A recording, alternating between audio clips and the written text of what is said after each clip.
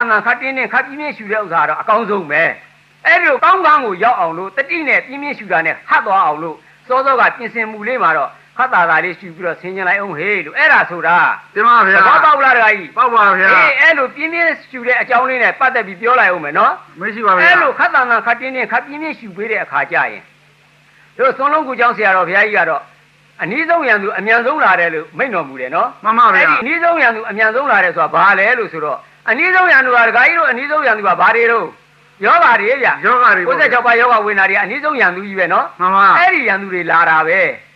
ဲနှလုံးယောဂါရှိတဲ့လူလည်းထွက်လာတာပဲနှလုံးယောဂါတွေရှိမှန်ပါနှလုံးယောဂါရှိတဲ့လူလည်းခေါင်းကြီးကိုပုတ်လောက်ဖြစ်လာတာပဲကြီးနဲ့ဖြစ်လာတာပဲမှန်ပါဖြစ်လာပါဗျာအေးအဲ့လိုပဲသွေးအားနဲ့ယောဂါတွေပါရှိတဲ့လူတွေပဲဒီလိုပဲကြောက်ကြောက်တော့ဖြစ်လာတာပဲမှန်ပါဗျာအဲ့ဒါကိုဆရာတော်ဘုရားကြီးကမကြောက်နဲ့တဲ့ကြိုးစားတာအားထုတ်တယ်ပျောက်မလို့တဲ့မှန်ပါဗျာအဲ့ဒါဆရာတော်ဘုရားကြီးကတော့သဘာဝယုတ်ကြီးအမင်းရှိတ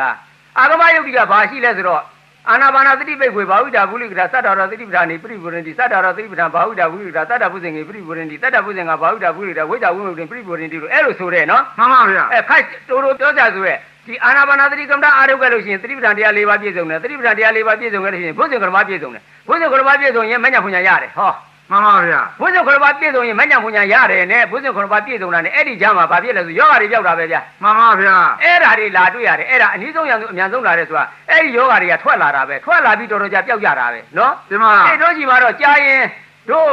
ဝိပဿနာကမ္မဋ္ဌာန်းတိုက်ကိုဝိပဿနာကမ္မဋ္ဌာန်းဖြုတ်ရမလို့တောင်ဖြစ်နေတယ်ဗျာကလင်းနစ်လို့နာမည်တောင်မရမလို့ဖြစ်နေနော်ဒီမှာဗျာလာတာကမညာဖွညာလိုချင်လို့လာတာကခနဲ့နဲ့ရဲ့ယောဂါပြောက်ခြင်းလို့လာအားထုတ်တယ်သူတို့တွေကလည်းပြောက်သွားကြတာပဲဒီမှာအဲ့ဒါကြောင့်မလို့တော်တော်ကြာတော့ကောင်းတာတစ်ခုတော့ရှိပါရဲ့မညာဖွညာရတာမရတာအပါဒယောဂါပြောက်သွားတော့အဲ့ဒီတရားလေးကောင်းတယ်စိတ်နေစိတ်ထားကောင်းတယ်လောဘတွေနည်းသွားတယ်ဒေါသတွေနည်းသွားတယ်မောဟတွေနည်းသွားတယ်ဆိုပြီးဆက်ပြီးပဲအားထုတ်နေကြတာပါပဲ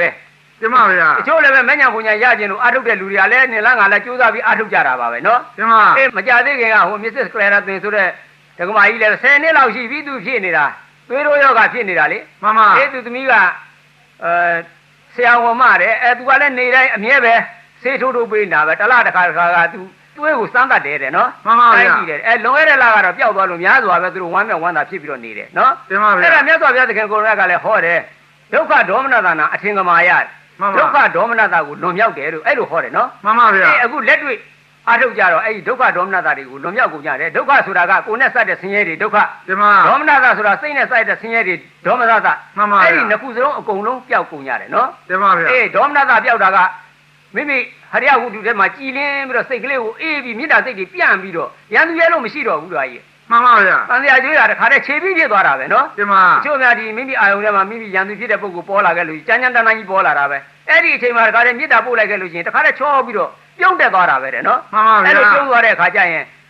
နောက်ဘဝတွေ့ရင်ဘယ်သူ့မှာရန်သူရဲလို့သူမကြည့်တော့ဘူးတဲ့ရန်သူလို့မကြည့်တော့ဘူးရန်သူလို့မဆက်ဆံတော့ဘူးတဲ့နော်မှန်ပါဗျာမေတ္တာစိတ်ပြန့်တယ်ဒါကိုယ်တွေ့တွေပေါ့တင်ပါအဲ့ဒါဒေါမနတာတွေလွန်မြောက်တာနော်တင်ပါဗျာအေးဒုက္ခလွန်မြောက်တာဆိုတော့တချို့လဲအခုပြောတဲ့96ပါးယောဂဝေဒနာတွေဖြစ်ကြတာပေါ့အဲ့ဒါဖြစ်တာတွေပျောက်ကုန်တာပဲကိုယ်နဲ့စတဲ့ဒုက္ခတွေလေတင်ပါဗျာအဲ့ဒါတွေကိုယ်တွေ့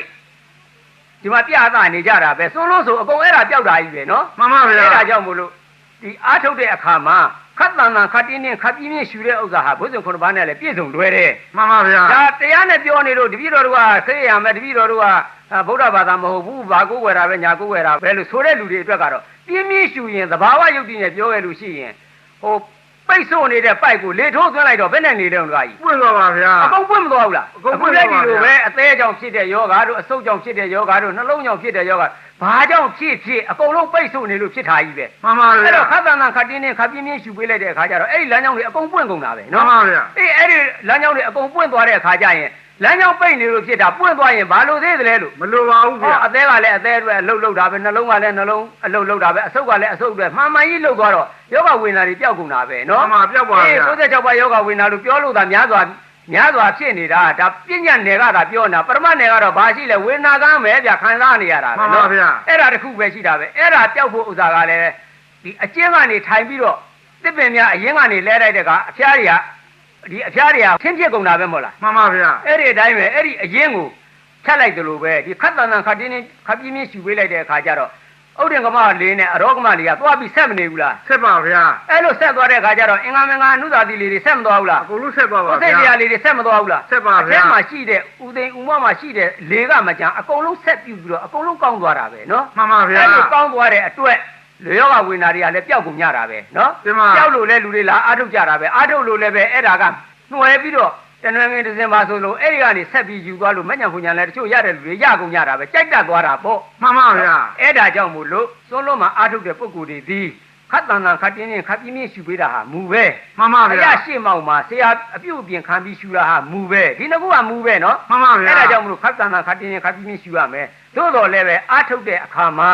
မိမိပြင်ဆင်တဲ့အချိန်လေးကိုယူပြီးတော့ထိသလားမထိသလားလို့အဲ့ဒါဆင်ញင်ဖို့အချိန်ကလေးမှာတော့အဲ့ဒါကတော့ဖြည်းဖြည်းပဲရှူရအောင်မယ် မှန်ပါဗျာ တို့သိရှူပြီးတော့သွားတော့ရောမှားသလားဖေဟာလို့ဆိုတော့မမှားပါဘူး မှန်ပါ နော်မမှားဘူး ဒီမှာဗျာ မှားမယ် तू ကတတိပါမသွားတော့ तू ကဘယ်အချိန်မှတတိဝင်လာလဲလို့ဆိုတော့ခတ်တန်တန်ခတ်တင်းတင်းခတ်ပြင်းရှူလို့ကိုယ်ကလည်းနည်းနည်းနွမ်းသွားတယ်စိတ်ကလည်းနည်းနည်းပန်းသွားတယ်အချိန်လေးမှာစိတ်ကငြိမ့်သွားတယ် မှန်ပါဗျာ အဲ့ဒီငြိမ်သွားတဲ့အခါကျတော့ဟောထိတာလေးသွားသိပြန်ရော မှန်ပါသိပါဗျာ နော်အဲ့လိုလေးသွားသိပြန်ရောသို့တော်လည်းလူတိုင်းသိသလားလို့ဆိုတော့လူတိုင်းတော့မသိဘူး မှန်ပါဗျာ သောတဲ့ကတတိမကလာလို့မသိမှစိုးလို့တို့ကစောစောတဲ့ကသိပါစေခြင်းအကျိုးကခတ်တန်တန်ခတ်တင်းတင်းမရှူခင်က